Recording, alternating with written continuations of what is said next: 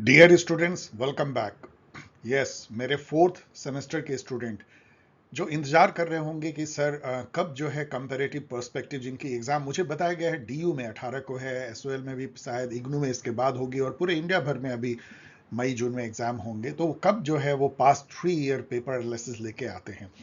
मुझे पता है कि आप इस सीरीज का इंतजार करते हैं और पिछली बार भी मैं लेकर के आया था जबकि बहुत सारे पेपर हुए ही नहीं थे कोविड के चलते, फिर भी मैंने कोशिश की थी।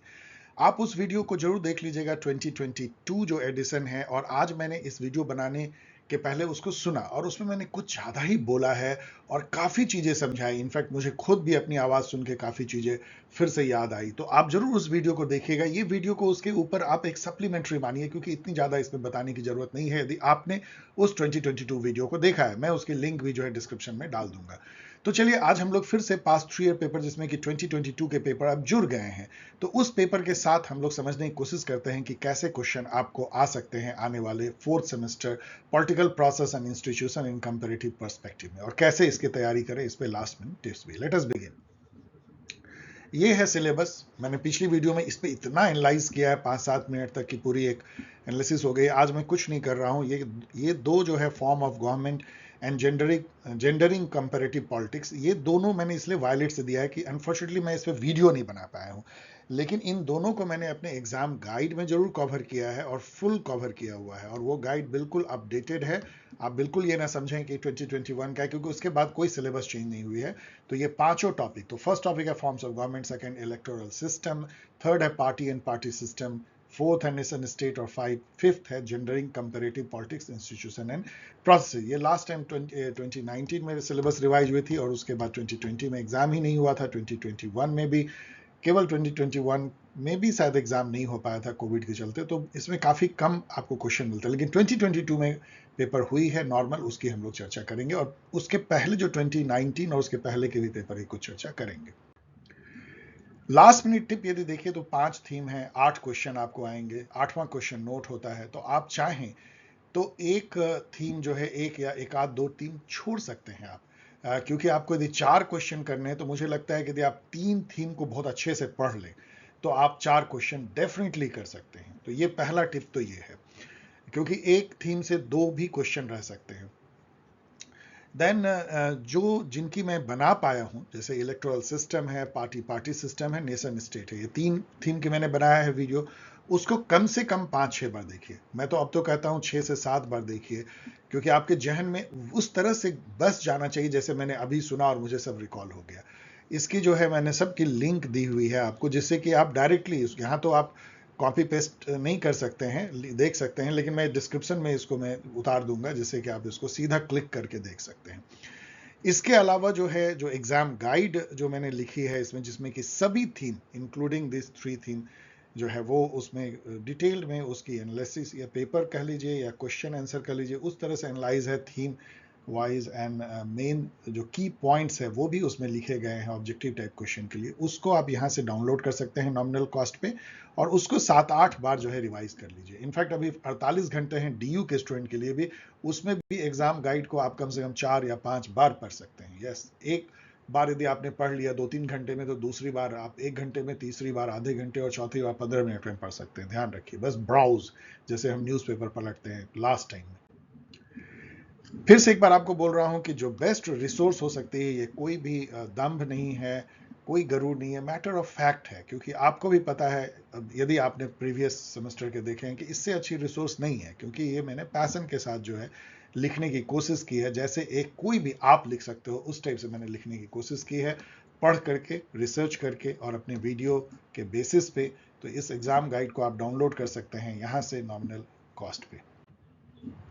अब आइए चैप्टर वाइज यदि पास 3 इयर्स पेपर देखें जो भी अवेलेबल है। जैसा मैंने बोला कि 2022 के तो बिल्कुल अवेलेबल हमारे पास है। इन दोनों में एग्जाम नहीं हुए थे, लेकिन 2019 में एग्जाम हुए थे, तो हमें वहां पे मिल जाता है। तो लेट अस सी। अब यहाँ पे देखिए फॉर्म्स ऑफ गवर्नमेंट जो है, ये सिलेबस आने के बाद, अनफॉर्चुनेटली सिलेबस आने के बाद पहला एग्जाम 2020 में होना चाहिए था, कोविड के चलते नहीं हुई, क्योंकि ये जो है फाइनल सेमेस्टर नहीं था, तो केवल फाइनल सेमेस्टर के एग्जाम हुए थे ओबीई में, तो ये आपको नहीं हो पाया। 2021 में भी नहीं हो पाया, तो इसका केवल जो आपको पेपर मिलता है वो 2022 में मिलता है।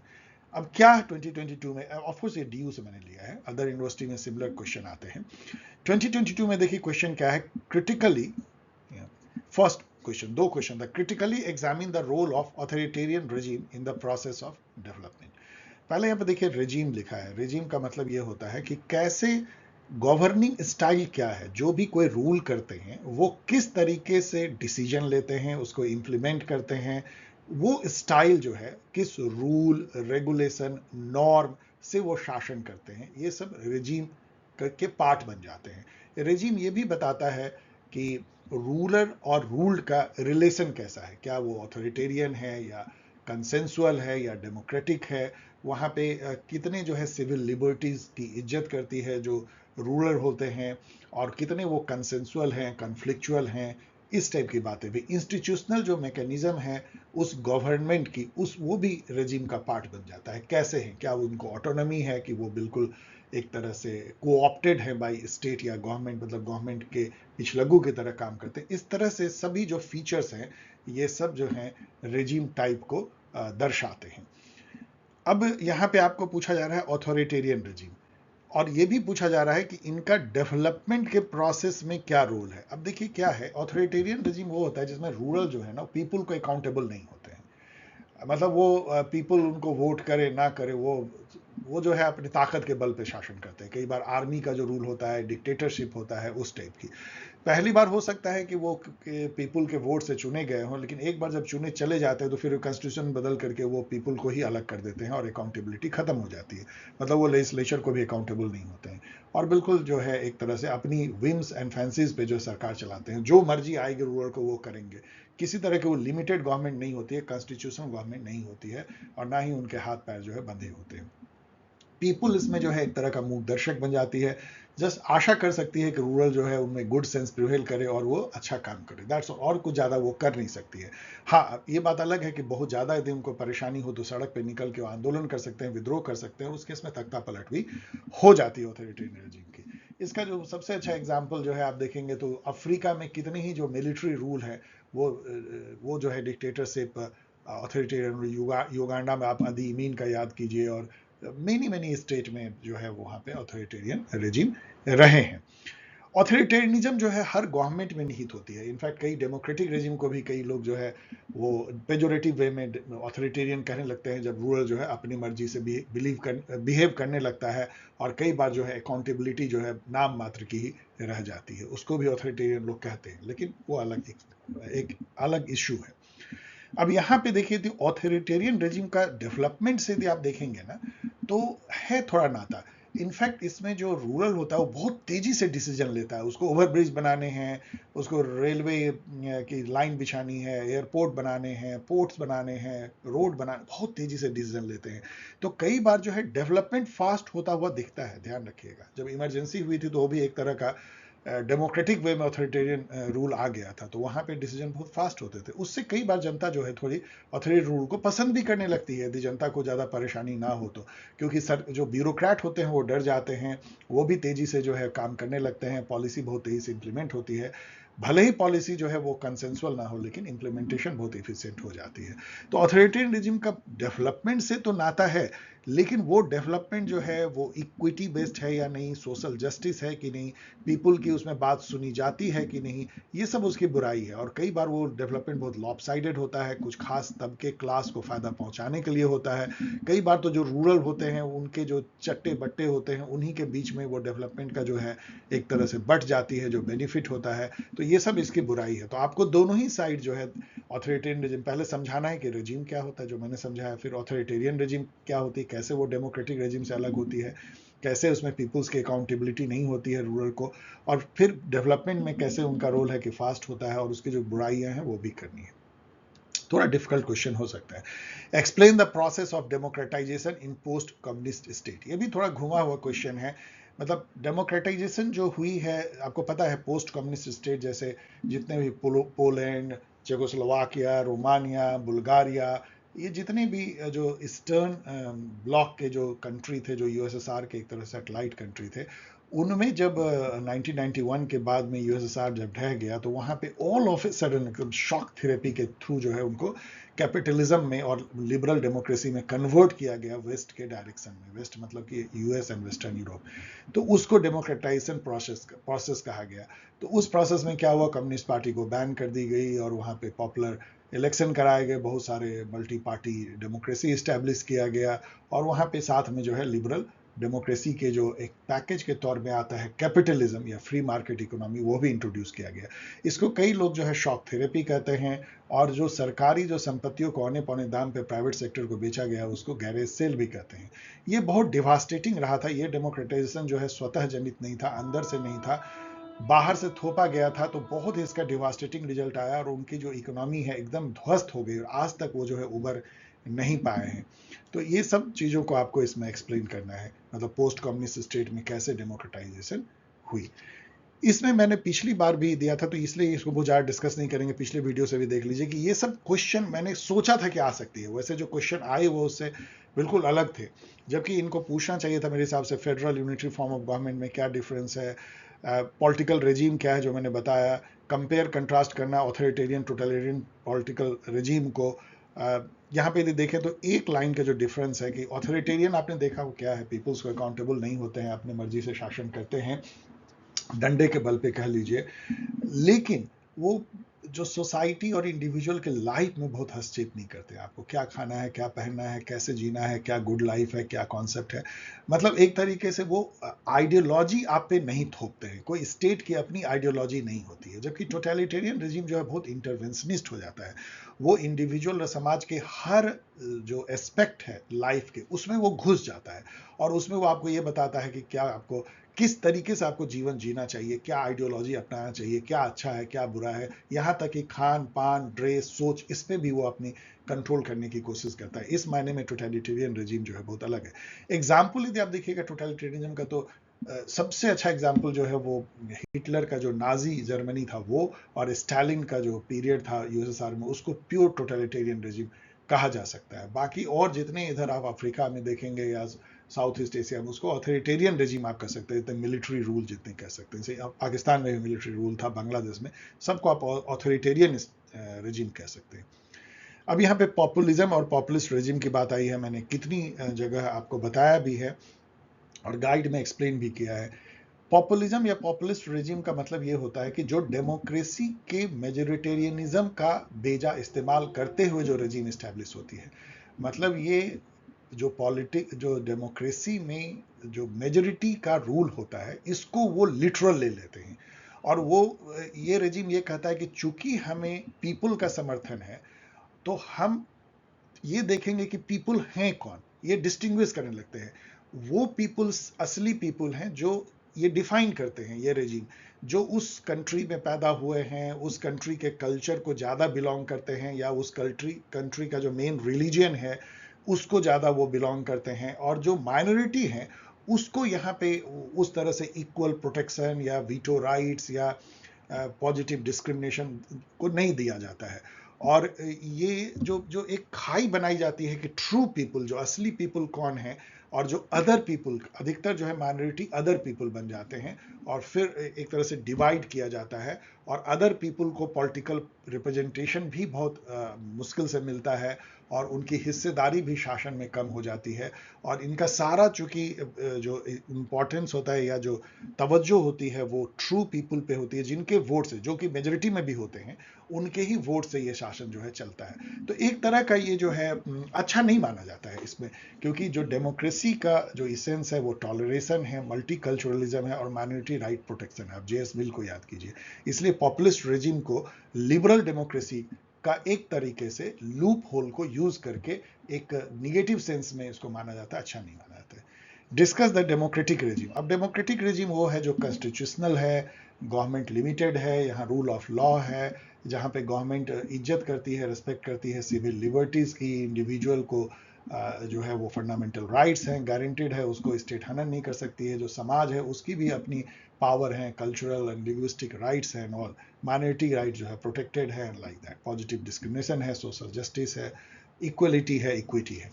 उस टाइप के आइडियल जो है वो डेमोक्रेटिक रेजिम है, लेकिन इसके जो कई वेरिएंट है, एक है प्रेसिडेंशियल फॉर्म, दूसरा है प्राइम मिनिस्ट्रियल या पार्लियामेंट्री फॉर्म, और तीसरा दोनों का मिक्स्ड है जिसको कि मिक्स्ड या सेमी प्रेसिडेंशियल फॉर्म भी कहते हैं। यहाँ मैं क्वेश्चन पूछ रहा हूँ कि प्रेसिडेंशियल और पार्लियामेंट्री फॉर्म या प्राइम मिनिस्टर फॉर्म में क्या डिफरेंस है, उसको मैंने पूरा डिस्क्राइब किया, एग्जाम गाइड में पढ़ लीजिए। और लिबरल डेमोक्रेसी के लिमिटेशन या चैलेंज को ही मैंने लिखा है। इनफैक्ट जो पॉपुलिस्ट रेजिम जो पूरे दुनिया में कई जगह जन्म ली, उसका कारण जो है लिबरल डेमोक्रेसी का एक थोथापन या फैकेड, जिसको आप ढोंगीपन कह सकते हैं, वो भी था।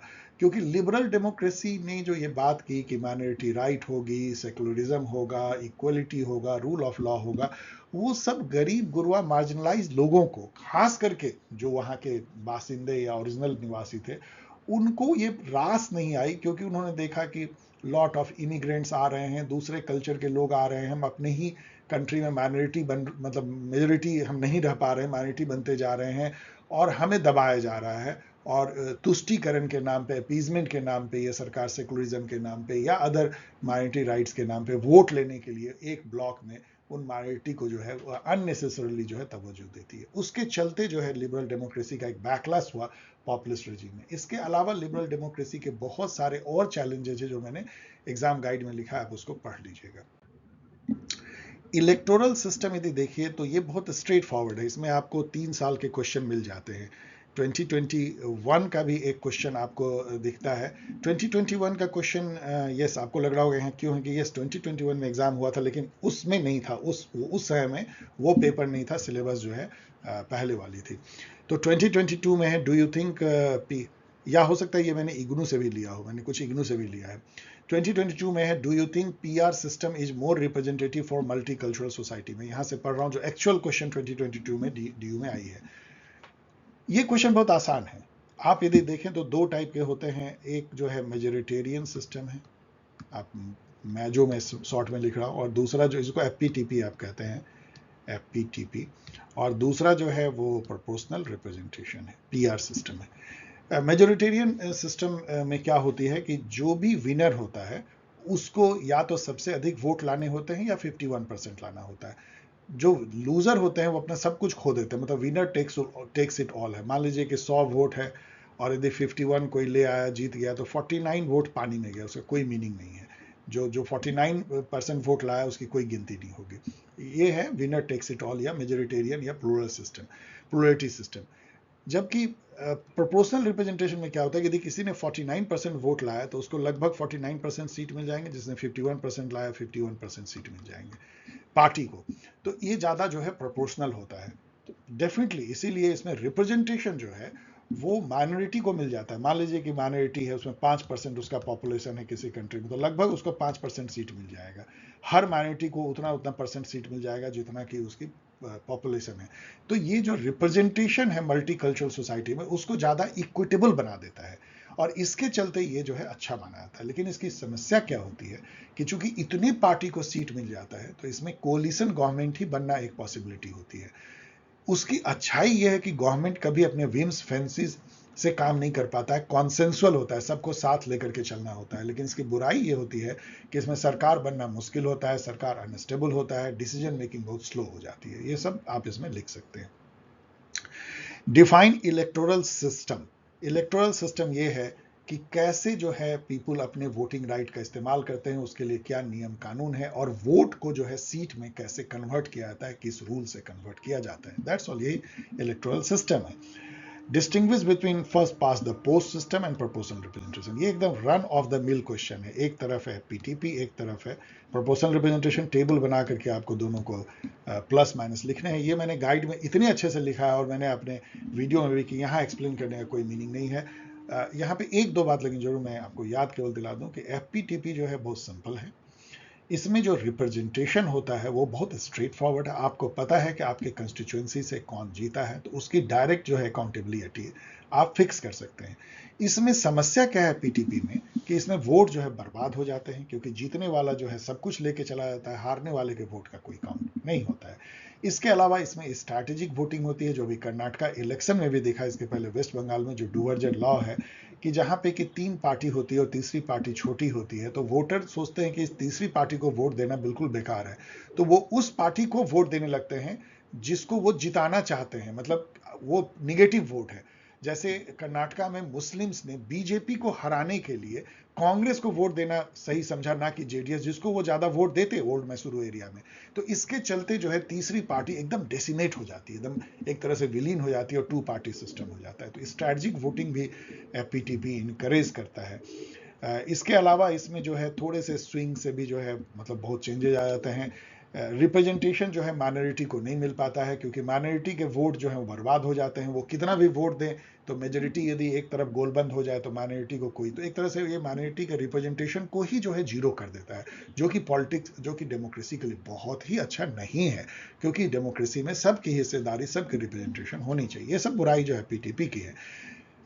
जो सॉरी यहाँ पे मिक्स्ड रिप्रेजेंटेशन सिस्टम था, मैं प्रोपोर्शनल रिप्रेजेंटेशन, सॉरी एक मिनट, यहाँ पे मैं इसकी बात कर रहा हूँ, okay, first pass the post versus proportional representation की बात कर रहा हूँ, अभी इसकी बात नहीं कर रहा हूँ। प्रोपोर्शनल रिप्रेजेंटेशन का जो खूबी ये है कि इसमें जो है माइनॉरिटी को, जो आपने देखा कि मल्टी कल्चरल सोसाइटी में ये ज़्यादा इक्विटेबल रिप्रेजेंटेशन देता है। छोटी छोटी जो कल्चरल ग्रुप होते हैं या रिलीजियस ग्रुप होते हैं या माइनॉरिटी ग्रुप होते हैं, उनको ये रिप्रेजेंटेशन दे देता है। और लेकिन इसकी जो बुराई भी बहुत सारे हैं। पहला बुराई तो ये है कि बहुत कॉम्प्लेक्स है इसको समझना।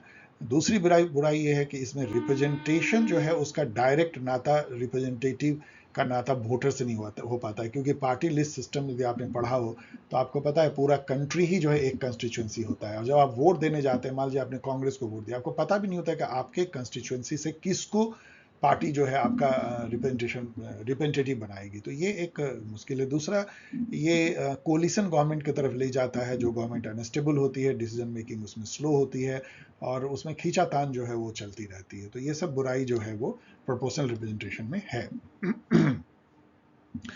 जो 2019 का जो क्वेश्चन है वो है कि एफपीटीपी को कंपेयर करें मिक्स्ड रिप्रेजेंटेशन सिस्टम से, एमएमपी भी बोलते हैं या इसको जो है एडिशनल मेंबर वोट भी बोलते हैं। बेसिकली इसमें ये होता है कि जो जैसे मान लो 500 सीट है तो इसको 2 पार्ट में तोड़ दिया, 250 जो है एफपीटीपी से कर दिया कंस्टिट्यूएंसी वाइज, और 250 पूरा एक जो है कंस्टिट्यूएंसी बना करके पार्टी लिस्ट सिस्टम कर दिया, मतलब पीआर सिस्टम। तो ये दोनों का जो है बेनिफिट और दोनों के जो फायदे और दोनों के नुकसान, मतलब बीच बीच का मार्ग जो है मिक्स्ड रिप्रेजेंटेशन सिस्टम है। ये जर्मनी में खासा पॉपुलर है, तो आप इसके फायदे और नुकसान तो बिल्कुल समझ सकते हैं, क्योंकि इसमें दोनों ही हाथ में लड्डू है, लेकिन दोनों की बुराई भी इसमें आ जाती है। तो इसको भी मैंने अपने गाइड में एक्सप्लेन किया है। व्हाट इज इलेक्ट्रल सिस्टम, तो फिर से आ गया, चलिए मैंने बता दिया है। एक्सप्लेन मिक्स्ड रिप्रेजेंटेशन सिस्टम, अभी मैंने बताया किस तरीके से ये एफपीटीपी प्लस प्रोपोर्शनल रिप्रेजेंटेशन दोनों का मिक्स रूप है। एग्जाम्पल मैंने आपको बताया कि जर्मनी में ऐसा होता है। यदि इस बार देखें तो हो सकता है pros and cons of PR and FPTP फिर से आपको जो है पूछ सकते हैं, क्योंकि ये बहुत ही usual run of the mill question है और बहुत इंपॉर्टेंट भी है। यदि पार्टी और पार्टी सिस्टम देखें तो सबसे इसमें इंपॉर्टेंट बिना क्वेश्चन के यह है कि पॉलिटिकल पार्टी क्या होती हैं, उनका क्या रोल होता है और क्या इंपॉर्टेंस है। ये तो आप बिल्कुल जानते हैं, मैंने कई जगह बताया हुआ है। पार्टी सिस्टम क्या है, जैसे कोई भी सिस्टम है, ह्यूमन सिस्टम हो या इकोलॉजिकल सिस्टम हो, जो एक पॉलिटिकल सिस्टम में डिफरेंट पार्टीज के जो है कंपोनेंट बन जाते हैं, उनका कैसा नाता है, कैसा इंटरेक्शन है, कैसा कंपटीशन है, कैसा कोऑपरेशन है, किस तरीके से पार्टी एक दूसरे से रिलेट करती हैं और ओवरऑल मिल करके वो पॉलिटिकल सिस्टम से कैसे जुड़ती हैं, इलेक्टोरल सिस्टम से कैसे जुड़ती हैं, इसको जो है पार्टी सिस्टम कहते हैं। 2022 में 2 क्वेश्चन है, discuss the historical context of the emergence of party system in western country. ये क्वेश्चन टफ हो सकता है, इसको आपको अनट्विस्ट करना पड़ेगा। ये मैंने जो है इवोल्यूशन ऑफ पार्टी सिस्टम में इसको एक्सप्लेन किया है। आपको देखिए, पहली पार्टी सिस्टम जो वेस्टर्न कंट्री में बनी वो ब्रिटेन में बनी, यूके में बनी। और वहां कैसे बनी थी कि पहले 2 जो है एक गुट बन गए, एक जो है वो जो जमींदार, फेडरल लॉर्ड और राजा रजवाड़े हैं उनको समर्थन करने वाले जो है वो ग्रुप बने, और एक जो न्यू जो उस समय में प्रोफेशनल क्लास बन रहा था, जो इनलाइटनमेंट को ला रहा था, जो ट्रेडर थे, जो बिजनेस मैन थे, जो फैक्ट्री लगाते थे, जो डॉक्टर, इंजीनियर, इस टाइप के लोग थे, उन लोगों की एक बनी जिसको कि वीक कहा गया। जो पहले वाले थे वो टोरीज थे। तो ये इससे जो है पार्टी की शुरुआत हुई थी, और बाद में इन लोगों ने जो है पार्लियामेंट बनाया और अपने अपने मेंबर भेजे, और हाउस ऑफ लॉर्ड जो है वो फेडरल इंटरेस्ट को दर्शाता था, और जो हाउस ऑफ कॉमन्स था वो न्यू क्लास जो उभर रहा था उसको दर्शाता था। इस तरीके से जो है वहाँ पार्लियामेंट्री डेमोक्रेसी और पार्टी सिस्टम लागू हुआ था। बाद में अमेरिका में जब गए तो उसी तरीके से अमेरिका में वीक्स एंड टोरी करके हुआ, जो अल्टीमेटली जो है वो रिपब्लिकन और डेमोक्रेट में कन्वर्ट हुआ। इन सब की इमरजेंस हमने बताया। तो हिस्टोरिकल कॉन्टेक्स्ट यदि देखिएगा तो इंडस्ट्रियल रिवॉल्यूशन के बाद जो एक न्यू बोर्जोजिस क्लास जो उभर रहा था वेस्टर्न कंट्रीज में, उसके और वहाँ जो लिबरल डेमोक्रेसी लॉक, पहले हॉब्स लॉक के बेसिस पे जो लिबरल डेमोक्रेसी का प्रादुर्भाव हो रहा था, जिसमें कि पार्लियामेंट जो है वो पीपल की एक मानी गई संस्था और राजा का दैवी अधिकार जो है खत्म कर दिया गया, सोशल कॉन्ट्रैक्ट के बेसिस पे एक लिमिटेड कॉन्स्टिट्यूशनल स्टेट की बात की गई। तो वहां पे पीपल के रिप्रेजेंटेटिव के तौर पे पॉलिटिकल पार्टी को देखा गया। इस तौर पे उसका जो है उदय हुआ था। मतलब पॉलिटिकल पार्टी और पार्टी सिस्टम का उदय लिबरल डेमोक्रेसी के उदय के साथ में जुड़ा हुआ है। ये आप देख लीजिएगा जो मेरी वीडियो है, वीडियो भी और जो मैंने एग्जाम गाइड में लिखा है, discuss party system in contemporary times in the context of developing country. अब एक दूसरी कहानी है थर्ड वर्ल्ड में। यहाँ पे जो पार्टी सिस्टम है, कंटेम्प्रेरी देखें तो पार्टी सिस्टम का जो उदय हुआ, जैसे इंडिया को देखें तो वो जो कॉलोनियल मास्टर थे उन्होंने यहाँ पार्टी सिस्टम को एक तरह से इंट्रोड्यूस किया, और उन्होंने अपनी तरीके से ही किया।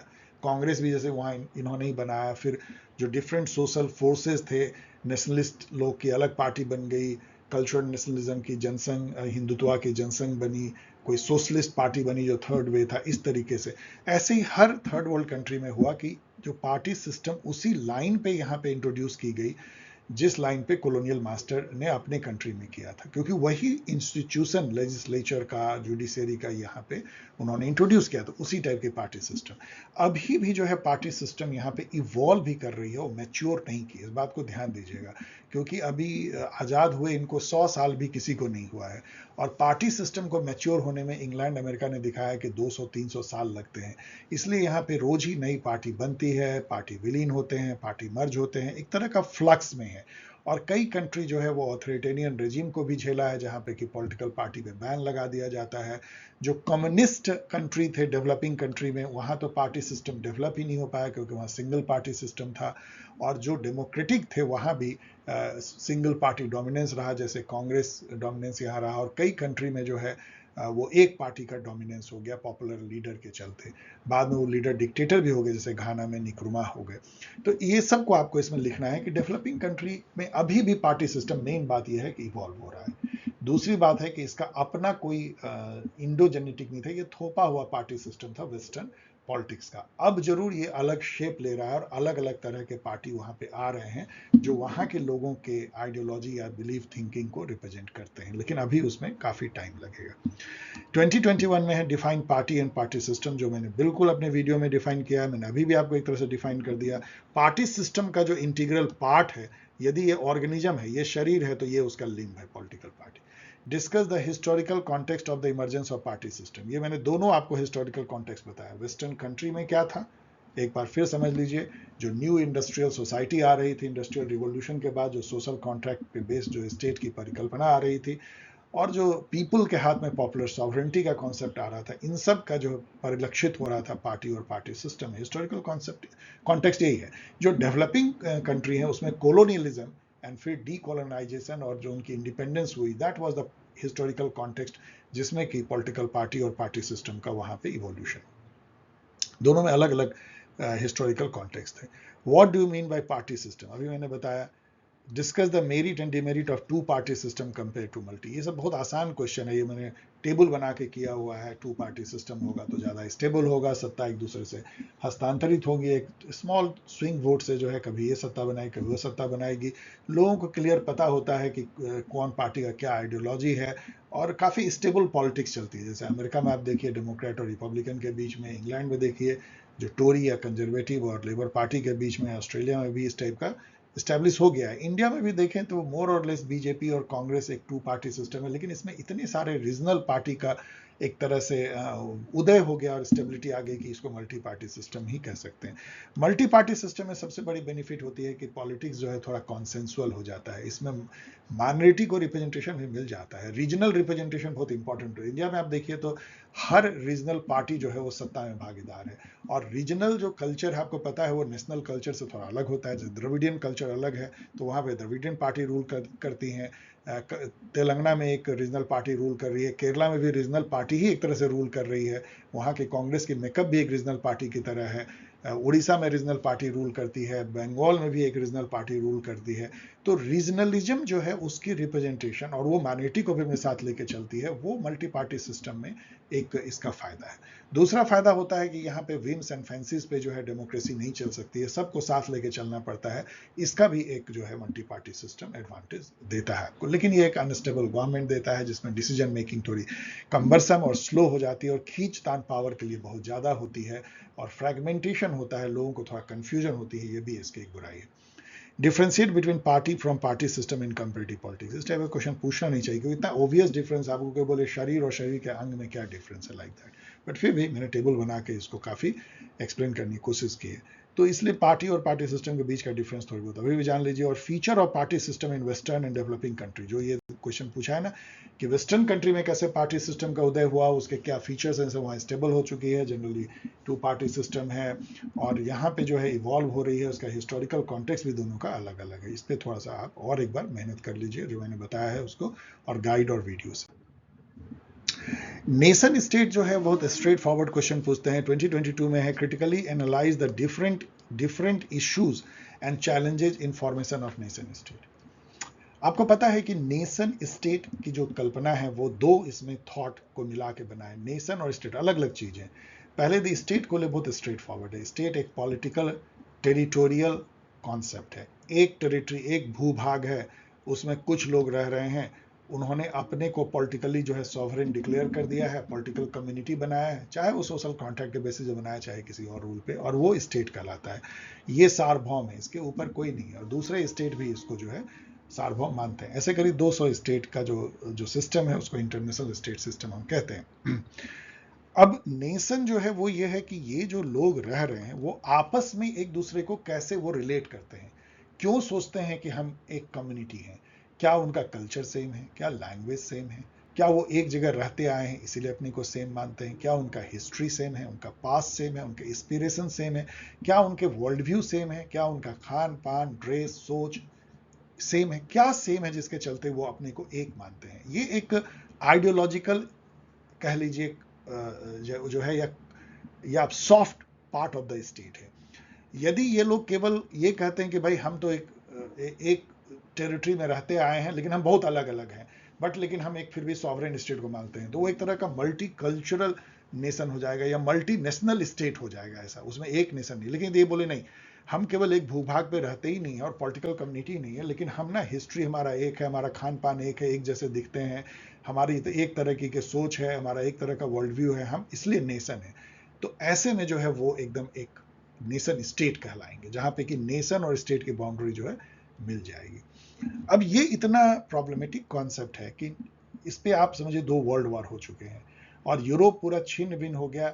यूरोप ने ये डिसाइड किया, यूरोप के लोगों ने, कि अपना अपना लैंग्वेज अलग अलग जो हम नेशन कहलाएंगे। स्लैब हैं, रेस के बेसिस पे भी स्लैब हैं तो अलग नेशन कहलाएंगे, और यदि हम दूसरे मूर्स हैं तो अलग कहलाएंगे, यदि एंग्लो सैक्सन्स हैं तो अलग कहलाएंगे, और इस तरह। तो लैंग्वेज के बेसिस पे और रेस के बेसिस पे यूरोप पूरा छिन्न भिन्न जो है हो गया। लेकिन अब उनको होश आई है तो वो यूरोपियन यूनियन बना रहे हैं और फिर से जो है एक तरह का उसको क्लीवेज को पार्ट करके और वो एक सुपरा स्टेट बनाने की कोशिश कर रहे हैं। जब ये थॉट जो है डेवलपिंग कंट्री में आया तो फिर कॉलोनियल मास्टर जो है ये लेके आया कि तुम नेशन हो कि नहीं। पहले तो उन्होंने क्वेश्चन किया भारत जैसे देश को कि तुम नेशन हो ही नहीं, क्योंकि जो हम जिस तरह का नेशन है वो तुम नहीं, तुम्हारे यहाँ तो मल्टीपल नेशन है। मुस्लिम नेशन अलग है, हिंदू नेशन अलग है, सिख नेशन अलग है, ईसाई नेशन अलग है, ट्राइबल नेशन अलग है, लाइक दैट। उसको जूझने में आज तक हम लोग जूझ रहे हैं कि नहीं हम एक नेशन है। आप देखेंगे डिफरेंट जो थ्योरी आई कि नेशन पहले क्या है, सावरकर का लीजिए, इकबाल का लीजिए, गांधी जी का लीजिए, और उसमें दूसरी वॉइस भी आनी शुरू हो गई, जैसे टैगोर का कि नेशनलिज्म इनफैक्ट बिल्कुल बेकार है, बकवास है, उसकी बात ही नहीं करनी चाहिए, वो यूरोपियन कॉन्सेप्ट है। इवन गांधी जी भी ये कहते थे। तो इस तरह की बातें मैंने अपने वीडियो में बताई है, जो भी लंबा आपको भाषण दे रहा हूं। तो यहाँ पे है कि चैलेंजेस नेशन स्टेट का ये है कि स्टेट बनाने के लिए आपको इंस्टीट्यूशन बनाने पड़ते हैं। आपको कोर्ट, कचहरी, पार्लियामेंट, एक effective electoral system, peace, order, और लोगों को ये भरोसा कि यदि आप चुनेंगे तो एक रूल बनेगी जो डेमोक्रेटिक होगी। तो स्टेट इस तरह से बनता है। स्टेट बिल्डिंग एक वेरी डिफरेंट कॉन्सेप्ट है। मतलब इंस्टीट्यूशन कैसे बनते हैं और लोगों में ये भरोसा कि आप राजकाज चला सकते हैं इफेक्टिव वे में, इंस्टीट्यूशन की कैपेसिटी, उनकी रोल और उनकी ऑटोनॉमी। जबकि नेशन बिल्डिंग, जो नेशन फॉर्मेशन आसान नहीं होता है, सैकड़ों साल लग सकते हैं, क्योंकि ये बहुत कंटेंसस हो जाता है किस बेसिस पे आप नेशन बनाएंगे। आप अभी भी देखिए कि बहुत डिफिकल्ट, अभी आप हिंदू राष्ट्र की बात सुनते होंगे, अभी भी चल रहा है। फिर उसके अगेंस्ट में उतने ही वॉइस आते हैं कि ये तो बिल्कुल नहीं हो सकता है, यदि हिंदू राष्ट्र होगा तो फिर मुस्लिम कहाँ जाएंगे, सिख ईसाई कहाँ जाएंगे। इस बेसिस पे हमारा कंट्री एक बार बढ़ चुका है। फिर लैंग्वेज के बेसिस पे जो है पाकिस्तान एक बार फिर बढ़ चुका है। तो हम लोग लैंग्वेज और धर्म के बेसिस पे हम लोग 3 कंट्री ऑलरेडी बढ़ चुके हैं, और फिर भी लेकिन ये इशू जो है सेटल नहीं है। तो आप समझ सकते हैं कि नेशन जो है वो कितना ट्रबलसम कॉन्सेप्ट है, खास करके हम थर्ड वर्ल्ड कंट्री के लिए, क्योंकि यहाँ पे यूरोपियन कॉन्सेप्ट ऑफ नेशनलिज्म लग ही नहीं सकता है। जब भी उसको हम कोशिश करते हैं तो फिर हम जो है परेशान होते हैं। इसलिए there are lot of challenges of nation building and state building. State building भी आसान नहीं होता। स्टेट बिल्डिंग के लिए तो बहुत पैसे चाहिए होते हैं, शांति चाहिए होती है, डेवलपमेंट चाहिए होता है, उसके लिए अलग इश्यूज हैं, और नेशन बिल्डिंग के लिए एक अलग इश्यूज हैं।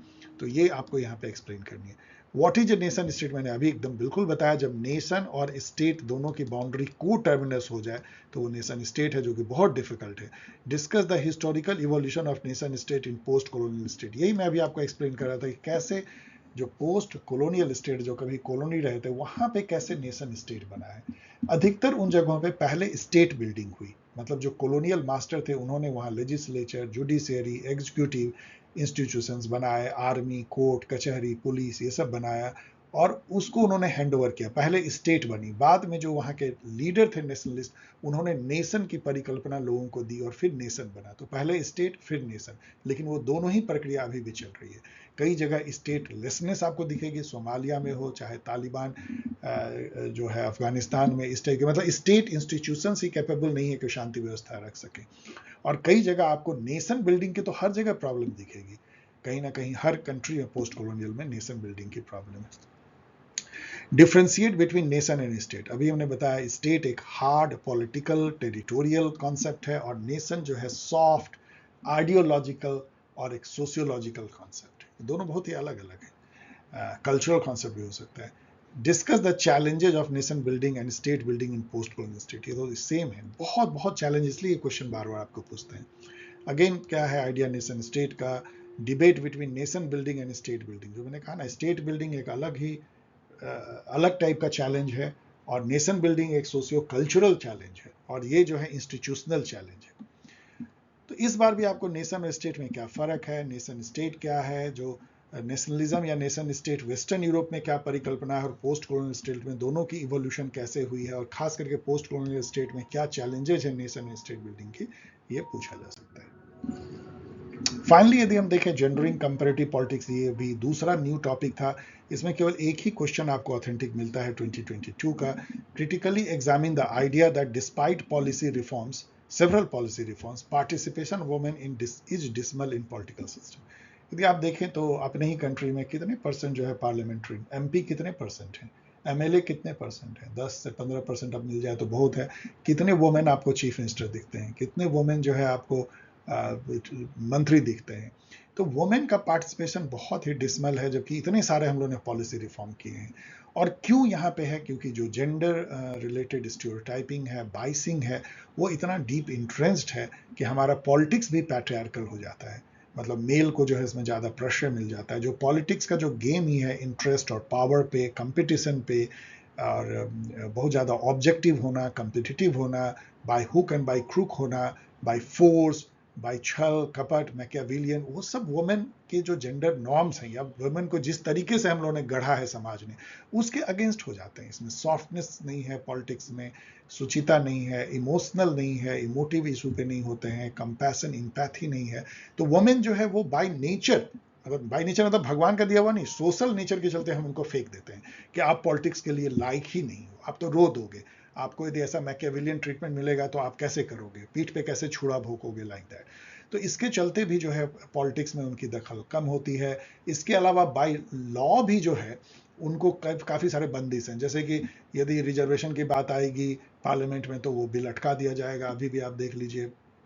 तो ऐसे में कई उनके हिंड्रेंस हैं, और उनके जो जेंडर जो उनके रिलेटेड रोल्स हैं और उनके रिस्पॉन्सिबिलिटी, वो भी उनको पॉलिटिक्स में आने से रोकती हैं, क्योंकि उनको घर में काफ़ी समय देना पड़ता है।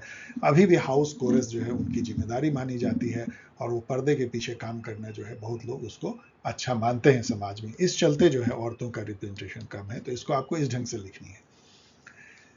ये 3 क्वेश्चन मैंने अपने गाइड में भी दिया है, और इसको सोचा था कि इस तरह से क्वेश्चन आपको पूछने चाहिए जो आपके सिलेबस में था। Critically examine the issue of women in conflict and peace from gender perspective. और इसका सबसे अभी ताज़ा एग्जाम्पल है कि वुमेन के साथ क्या हुआ यूक्रेन में, कैसे उनके बॉडी पे जो है इबारत लिखी गई कन्फ्लिक्ट की, उनके साथ जो रेप हुआ है और दुर्व्यवहार हुआ है, और बच्चों वुमेन के साथ बाकू में कैसे लाश का ढेर मिला है, और कैसे जो है औरतें, कितनी औरतों पे रेप एंड अत्याचार एंड पे जो फिजिकल जुल्म हुआ है, इसकी कहानी है। और ये साबित करता है कि वुमेन जो है कन्फ्लिक्ट में अपने शरीर पे झेलती हैं जो कन्फ्लिक्ट को, उनके शरीर पे जो लिखी जाती है कन्फ्लिक्ट की जो है हिस्ट्री, और उनके शरीर जो है वो एरिना बन जाता है वन अपमेनशिप का, दो कम्युनिटी या दो नेशन के बीच में। इवन पीस में भी जो है जेंडर पर्सपेक्टिव बहुत इंपॉर्टेंट है। जो अभी हमने देखा है, यदि पीस है तो क्या आप उनको आप रिप्रेजेंटेशन देते हैं, क्या उनको आप सत्ता में भागीदारी देते हैं, या पीस कैसे बनाए रखा जाए, क्या उसकी उनकी बात सुनते हैं। ये दोनों ही बहुत इंपॉर्टेंट है। और किस टाइप की पीस, जैसे गाल्टून ने कहा था निगेटिव वर्सेस पॉजिटिव पीस, वो भी बहुत इंपॉर्टेंट है। क्या केवल आप निगेटिव पीस में विश्वास रखते हैं कि औरत सुरक्षित है, घर से बाहर निकल सकती है, उनको कोई जो है मारेगा नहीं, उनके साथ कोई जो है बलात्कार नहीं करेगा, बस क्या इतनी ही जो है पीस है? या आप उनको पॉजिटिव पीस देते हैं कि वो पढ़ सकें, वो कैपेबल बन सकें, वो उनको एक्सेस हो इकोनॉमिक, सोशल, मार्केट से, हर तरह के एडवांटेजेस से, या उस तरह की पीस की बात आप करते हैं? तो वुमेन का जो पीस एंड कन्फ्लिक्ट में जो रोल है बहुत इंपॉर्टेंट है। इसमें जो यूएनएससी की 1335 1325, ये जो रिजोल्यूशन है इसको जरूर पढ़ लीजिएगा, ये लैंडमार्क है, इसको जरूर मेंशन कीजिएगा। How roles and experience of man and women are different in conflict and peace, मैंने अभी आपको एक्सप्लेन किया। आप इसका डिटेल आंसर जो है मेरे गाइड में देख लीजिए। How gender plays its role in this, examine political representation of women from gender perspective, भी मैंने अभी डिस्कस किया, इसको भी, इन सबको आप पढ़ लीजिए मेरे एग्जाम गाइड से। इस बार हो सकता है कि critically examine the issue of women in conflict and peace फिर से पूछा, मतलब पूछा सकता जो नहीं पूछा है, और political representation of women is still एक जो पूछ चुके हैं, वो दूसरे तरीके से फिर पूछ सकते हैं कि क्या इशू है कि जो वुमेन जो है वो उनकी रिप्रेजेंटेशन प्रॉपर नहीं है। So okay dear student, I hope कि आपको ये वीडियो बहुत हेल्प करेगा अगले 48 घंटे में एग्जामिनेशन से पहले।